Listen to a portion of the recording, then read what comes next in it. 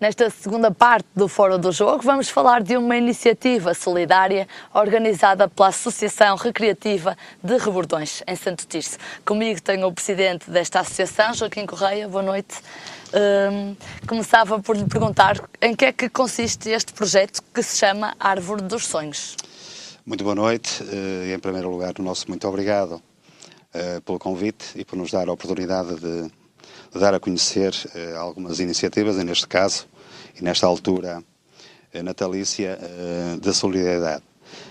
Este projeto consiste num encontro, digamos, ou de uma aula aberta que se vai realizar no dia 22 de dezembro.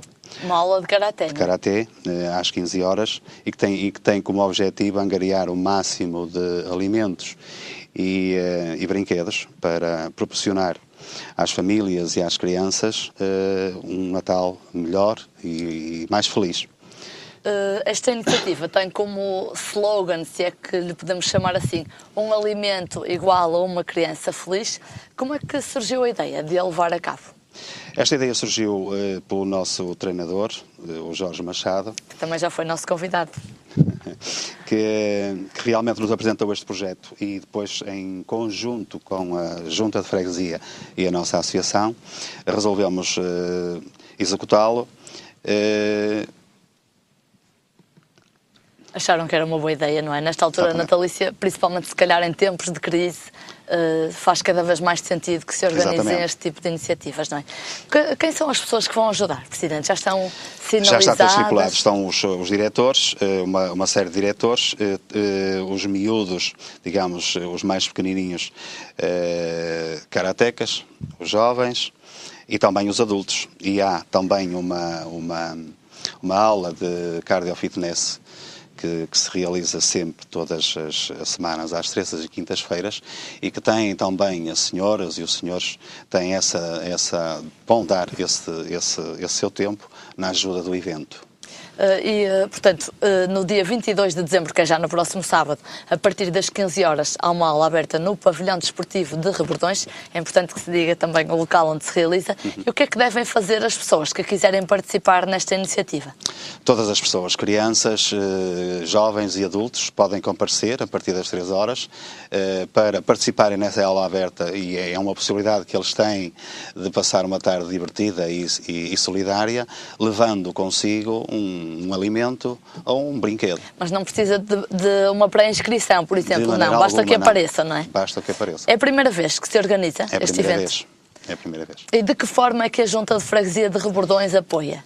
Apoia na cedência do pavilhão, porque é propriedade deles, e está aberta também ao publicitar toda esta iniciativa nos locais mais variados de Santo Tirso, neste caso. Joaquim Correia, a Associação Recreativa de Rebordões não vive só de Karaté, aliás, o Karaté é muito recente, mas, por exemplo, no final da época passada extinguiram o futsal. Porquê? É verdade, foi um projeto longo, não muito longo, mas de 5 anos. Eu dizia muitas vezes que era o projeto dos meus olhos, teve um empenhamento pessoal muito grande, até porque sou defensor da prática da modalidade em que as mulheres estejam presentes. E era uma novidade, tendo em conta os outros carizes de todas as outras associações daquela vila. Acho que começámos um projeto muito pelo alto, com um empenhamento muito grande, sem grande sustentação, mas que foi muito bom ao longo destes 5 anos. Tivemos coisas espantosas, muito boas, outras menos agradáveis, mas foi, digamos, uma equipe que nos apareceu, um projeto que nós alimentámos, mas que não tinha, digamos, a sustentação porque não tínhamos formação. Hoje reconhecemos e vamos pensar nisso, estamos a pensar numa nova etapa, porque entendemos que este ciclo teria mesmo que acabar. Também é verdade, e isso é verdade que se diga, notou-se também um certo desinteresse a nível local e mesmo a nível da associação, depois de grandes vitórias, outras derrotas, mas mesmo assim ainda não ficou vincado no meu ponto de vista, digamos, a necessidade de ajudar as mulheres, neste caso no desporto. Acabou o futsal, mas começou o karaté. Como é que surgiu o interesse nesta modalidade? O interesse aparece também pelo karateca e o Dr. Jorge Machado, que nos apresenta um projeto delineado, com princípio, meio e fim, e realmente os resultados começam a aparecer, neste percurso ainda muito, muito pequeno. E nós como associação, estamos abertos a novas iniciativas, abraçamos-o com braços abertos e estamos em conjunto a realizar este projeto. Presidente Joaquim Correia, para terminar, gostava que me falasse muito rapidamente do facto de a Associação Recreativa de Rebordões ser uma referência nos matraquilhos. É verdade. Fomos há 2 anos campeões nacionais de masculino e feminino. Por isso tivemos estas 2 equipes em França a representar Portugal no campeonato mundial. O ano passado tivemos só a equipa feminina, porque a masculina não conseguiu. E este ano já temos a garantia da equipa, neste caso não é a equipa, é a jogadora individual feminina, que também já ganhou o campeonato nacional e irá estar em França no próximo ano a representar Portugal. Com certeza que falaremos mais de matraquilhos aqui no Fora do Jogo. Obrigada por terem estado aqui. Desejo as maiores felicidades e o maior sucesso para este projeto, a Árvore dos Sonhos. Muito obrigado, boa noite. Deus, boa noite. De seguida, apresento-lhe as tabelas e as classificações da Associação de Futebol do Porto.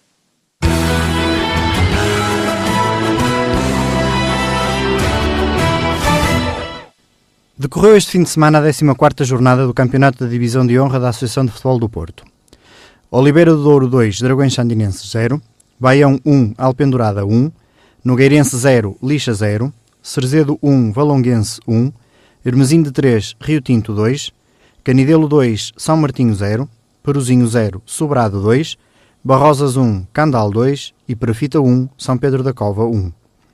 Lidera o Lixa, com 27 pontos, seguido do Perafita, com 25. Mais atrás, o Canidelo no terceiro lugar, com 24 pontos. Nas 4 últimas posições, Valonguense com 15 pontos, Alpendurada com 12, Peruzinho com 11 e Hermesinde na última posição, com 8 pontos conquistados. Decorreu este fim de semana na Série 1 da Primeira Divisão Distrital a 14ª jornada. Levarense 2, Vila Futebol Clube 1, Bogadense 3, Crestuma 3, Pedroso 0, Progresso 2, Custóias 1, Golpilhares 2, São Félix da Marinha 3, Levarense 3, Avintes 1, Valadares 1, Balazar 1, Lessa do Balio 1, Sporting da Cruz 1, Vila Chã 2 e Senhora da Hora 0, Foz 0. Lidera o Golpilhares com 37 pontos, seguido do São Félix da Marinha com 36. Na terceira posição, o Valadares Gaia com 28 pontos.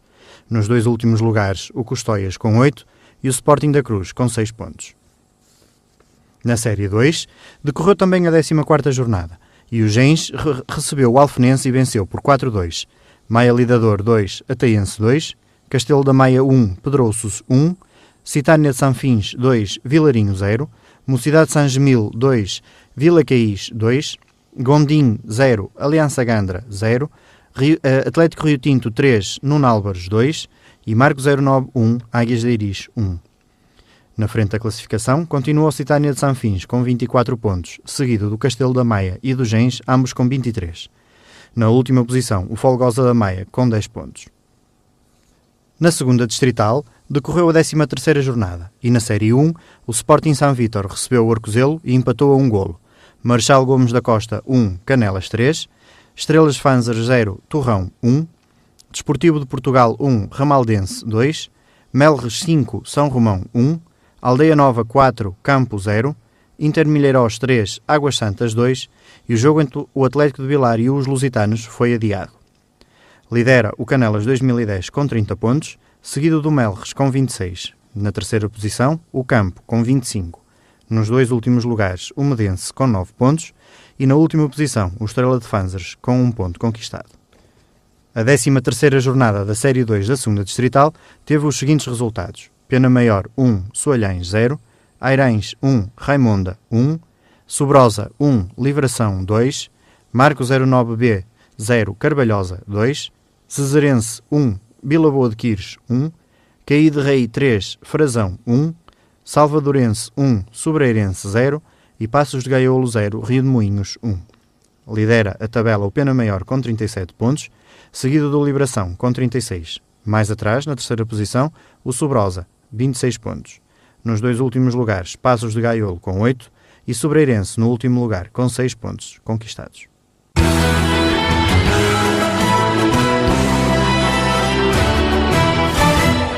De seguida, damos destaque ao basquetebol, com uma figura que é uma referência no panorama nacional. Tem 37 anos, jogou no Futebol Clube do Porto até a época passada e chama-se Nuno Ricardo Oliveira Marçal. Boa noite, Ricardo Marçal. Obrigada por estares aqui no Fora do Jogo esta noite. É, sem dúvida, um momento especial do programa. Se calhar voltava aos teus 17 anos de idade, quando estreaste oficialmente com a camisola do teu clube do coração. Lembras-te de qual foi o sentimento nessa altura? Bom, antes de mais, obrigado pela presença, a possibilidade de estar na presença neste programa. Lembro, ou seja, jogar num clube como o Futebol Clube Porto só traz boas lembranças, como é evidente. Foram muitas alegrias, como tu disseste, já tenho 37 anos, portanto eu comecei a jogar aos 9. Da carreira, basicamente, foram quase 25 anos de carreira passadas no Futebol Clube Porto, muito intensos, com muitas alegrias, é normal que me recorde de muitas coisas. E o primeiro jogo, na altura em que o Benfica, nessa época, ou seja, era a equipa que reinava a nível nacional, e nós conseguimos, quando foi a primeira Liga Profissional, conseguimos, portanto, a conquista do campeonato da Liga. Isso foi muito importante, foi marcante, não só a estreia, portanto, marcou a estreia, ou seja, que tinha mais minutos de jogo. No ano anterior fazia parte do plantel, mas pronto, ainda era não eras tão utilizado, exatamente, não? Muito novo.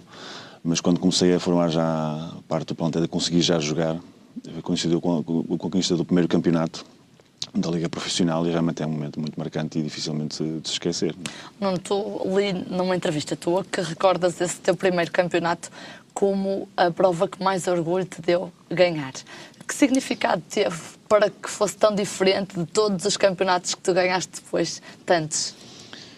Não, assim, todas as conquistas que eu tive até hoje são todas importantes, têm todas o seu lugar especial na minha carreira, no meu coração. Obviamente que o primeiro campeonato nacional de sénior conquistado pelo clube, o Futebol Clube do Porto, foi na época 95-96. Exatamente, ou seja, teve muito impacto, coincidiu com a entrada da Liga Profissional, que mais tarde veio a ser substituída novamente pelo campeonato da Federação, mas era o início de uma Liga Profissional, uma aposta na altura que era bastante elevada, e nós entramos, ou seja, em 100% e ganhando esse título. Realmente, por ser o primeiro como sénior, já tinha sido campeão nacional como júnior 2 vezes.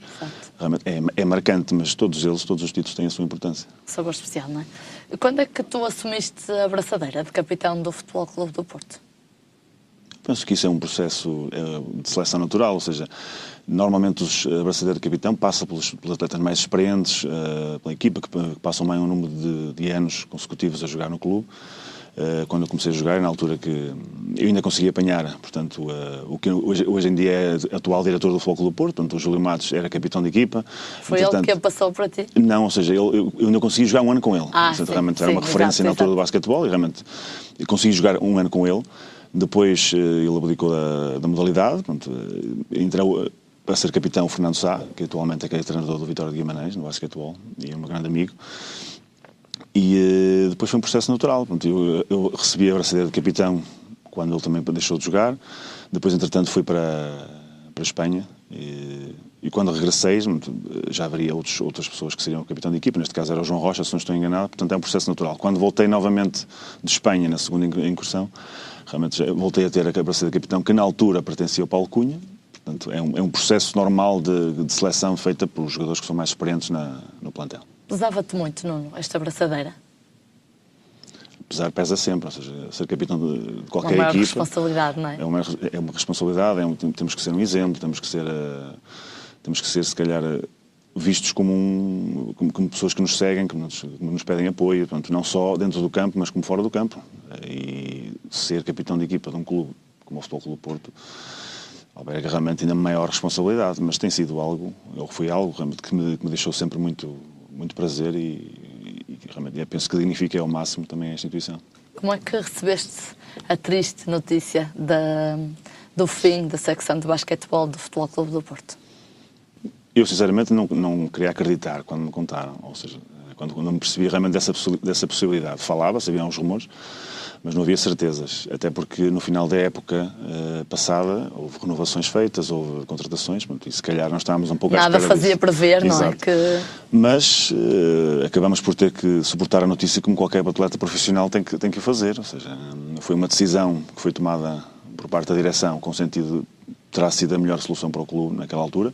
Portanto, com certeza que o clube teve as suas razões e nós, como atletas, depois de tudo cumprido, temos acordado as nossas saídas. Obviamente temos que respeitar a decisão do clube e esperar, obviamente, que no futuro o Futebol Clube do Porto possa voltar a ter uma equipa na principal competição de basquete, porque faz falta ao panorama nacional, sem dúvida. Acreditas que ainda será possível, a teu tempo? Não, duvido que no meu tempo seja possível, ou seja, eu estou num projeto diferente agora, provavelmente terei mais, não sei, 2, 3 anos, dependendo da forma física, que é importante, e neste momento sinto-me bastante bem, mas nós nunca sabemos como é que é o futuro, portanto, de qualquer das maneiras, eu penso que já não será pela porta de jogador que poderei voltar a regressar ao Futebol Clube do Porto. Gostaria provavelmente de regressar, não sei em que função, mas como jogador será muito difícil. O facto de poderes pensar que se calhar não vais conseguir ser mais campeão nacional, a não ser queiras rumar ao Benfica, por exemplo. Não, posso ser campeão nacional da Pro Liga. Que é algo muito importante, porque realmente no clube onde estou atualmente no Maia Basket, exatamente no Maia Basket, que foi realmente um projeto muito sério, da gente responsável e com ambiciosos, que também é importante. Temos um plantel bastante interessante este ano e estamos em primeiro atualmente, portanto, e o nosso objetivo é claramente lutar pela conquista do campeonato. Portanto, ser campeão nacional da Pro Liga também é uma hipótese. Ainda não é uma miragem, não é? Exatamente. Pode ser mesmo uma conquista importante. Tu passaste 3 épocas em Espanha, uma delas em Múrcia, que te correu muito bem a nível pessoal e em que até chegaste a ser apelidado de Super Nuno, mas depois voltaste a Portugal. Não gostaste da experiência ou foi o amor pelo Futebol Clube do Porto que falou mais alto? Eu gostei bastante da experiência, ou seja, esse episódio é muito peculiar, porque realmente era um grupo de pessoas que ainda hoje têm contacto direto através do Facebook. Lá está, o Facebook realmente é algo fantástico nesse aspecto, que nos acompanhavam, 4 ou 5 pessoas que nos acompanhavam diretamente nos jogos, em casa, em Múrcia, e que realmente foram muito importantes para mim na integração, na cidade, na equipa, e que me ajudaram bastante ao longo do ano. Foi uma época positiva, em Elva também foi uma época positiva, mas no ano seguinte decidi regressar, ou seja, houve um convite expresso por um antigo treinador, Alberto Babo, que queria reingressar no clube, que falou comigo, havia essa hipótese, e eu decidi regressar a Portugal.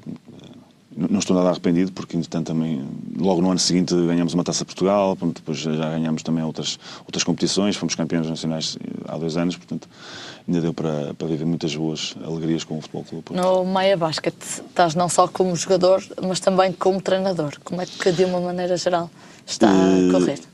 Está a correr muito bem, ou seja, eu não sou especificamente um treinador do minibasket, eu sou uma pessoa que apoia a secção do minibasket nos treinos. Portanto, estou presente sempre nos treinos do minibasket, dos mini 8, dos mini 10 e dos mini 12, acompanhando os treinadores sempre que é possível.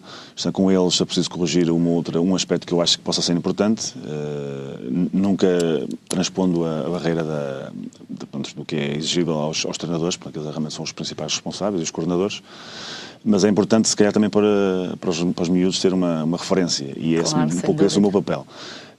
Mas a experiência não é básica, tem sido excelente. Ou seja, como eu disse há pouco, é um clube fantástico que me recebeu de braços abertos e que me tem tratado como se estivesse em casa desde há bastante tempo. Portanto, tem sido 3, 4 meses interessantes, de muito trabalho, de muito empenho, e estamos a conseguir bons resultados, não só a nível dos séniores, que vamos em primeiro lugar no campeonato. Ainda este fim de semana os sub-14 masculinos conseguiram ser campeões distritais com uma vitória fantástica. Portanto, tudo indica que o Maia Basket está-se a tornar um clube bastante interessante. Não tenho dúvidas que choveram convites quando se noticiou a desistência da secção de basquetebol do Futebol Clube do Porto. Porquê que a tua escolha reverteu a favor do Maia Basket? Assim, eu tive sempre a esperança que até ao último minuto pudesse haver um retrocesso. Foste protelando uma decisão até ao final. O processo da decisão do clube, do Futebol Clube do Porto, em abandonar a secção sénior, ou nesse caso a secção profissional de basquete. E foi um pouco essa a minha esperança que foi atrasando o meu ingresso no outro clube. Mas neste percurso, enquanto eu estava à espera de tomar uma decisão, o Maia Basket, que é muito, muito perto de onde eu vivo, Eu falei com o treinador, que também já era meu amigo na altura e continua a ser, como é evidente, na hipótese de eu poder treinar para ir mantendo a forma, porque no caso de assinar-se com algum clube, que é importante, especialmente na idade em que eu estou, manter a forma é bastante decisivo. E acedeu, e entretanto, passado 2 semanas fomos conversando, de uma possibilidade de um projeto que se fosse iniciando no clube, com uma imagem que eu poderia trazer também para eles, podíamos beneficiar ambos da situação. E foi fácil. Portanto, na altura também o meu filho já fazia parte dos mini-basket do Maia Basket, o que também ajudou à minha decisão, como é evidente, de podermos estar com ele diariamente e o acompanhar. Portanto, neste caso, tiveste tudo a ganhar, andou não é? Um pouco para trás, o que é normal. Portanto, em vez de ser o filho a seguir as pisadas, foi o pai que seguiu as pisadas do filho no Maia Basket. Nuno, este trabalho de proximidade que fazes junto das camadas jovens, digamos, do basquete no Maia Basket, foi bem acolhido por parte dos treinadores que já lá estavam? Sim, porque eu tenho, ou seja, foi bem conversado antes, mas no meu ingresso do clube foi-me explicado qual seria uma das funções que eu poderia ter para ajudar a parte da formação do mini-basket, especificamente, e sempre com a concordância de todos os elementos pertencentes à secção. Portanto, o Gonçalo Silva, que é o coordenador da formação, ajuda-me bastante. Nós não só estamos nos treinos dos mini, como também vamos durante o dia, portanto, os treinos são sempre no final da tarde, mas durante o dia, durante a manhã, deslocamos às escolas da área residencial da Maia para fazer as captações de possíveis atletas, nas escolas primárias, escolas preparatórias, portanto, para poder também captar possíveis atletas para o basquetebol, do Maia Basket. E temos tido uma boa adesão. Portanto, nós vamos fazer essas nossas exibições, portanto, cerca de 45 minutos durante as aulas de educação física nas escolas. É normal, portanto, os miúdos ficam sempre mais curiosos por ver realmente um atleta tão alto, que não é normal. Portanto, eu compreendo a curiosidade deles, mas eles têm sido receptivos e estamos a crescer. Cativar muitos jovens? Sim, porque temos conseguido, ao longo destes 3 meses, crescer o número de atletas que fazem parte do Maia Basket, portanto, mas o nosso objetivo é continuar. Eu penso que estão a rondar os 95. Que é um excelente número, não é? Penso que sim. Mas a nossa ideia é não ficar satisfeita, é continuar sempre no trabalho no dia-a-dia e conseguir implementar mais e mais ideias para atrair mais jovens. Nuno, a tua carreira de jogador, já pensas em terminá-la?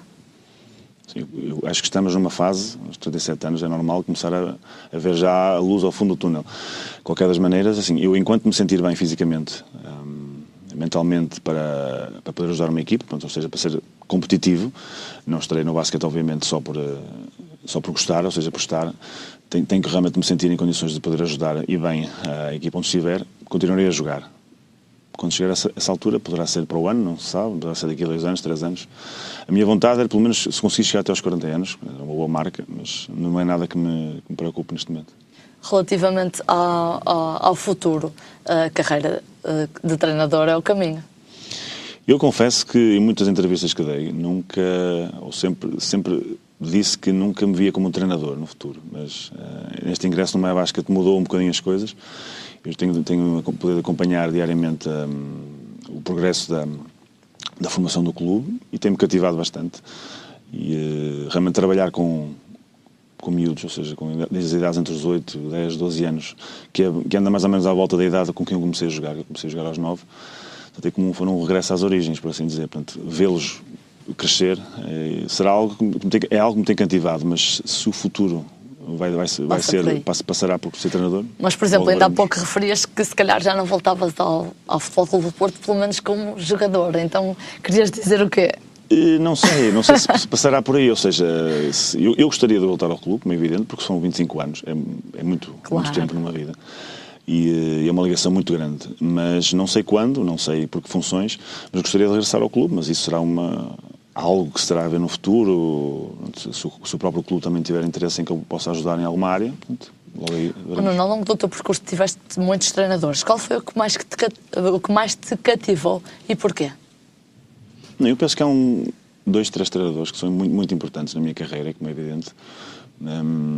Penso que o professor Jorge Araújo é notoriamente uma das figuras mais importantes da minha carreira, porque foi o primeiro treinador sénior que apostou em mim de verdade, ou seja, com consistência.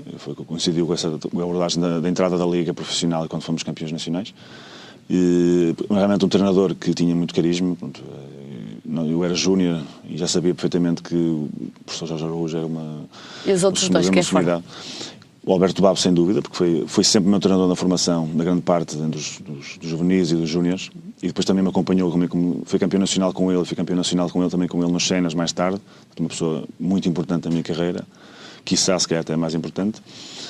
E tive também uma referência que é importante, o último treinador que tive no Futebol Clube do Porto é realmente de um nível extraordinário. Portanto, o Moncho Lopes é um treinador soberbo, é um treinador que tem dos melhores da geração e sem dúvida dos melhores que eu tive a hipótese de trabalhar, mesmo trabalhei com alguns em Espanha, porque trabalhar com ele diariamente é uma aprendizagem nova todos os dias, ou seja, é algo fantástico e ele realmente tem feito um trabalho muito bom. E acredito que vais continuar também a trabalhar bem e a aprender todos os dias com adultos e também com as crianças neste projeto novo que envolves agora no Maia Basket. Obrigada, Nuno Marçal, pela tua presença no Fora do Jogo e sucesso por esta nova aventura, digamos, entre aspas. Obrigada. Por aqui fica esta segunda parte do Fora do Jogo. Voltamos já a seguir. Até já.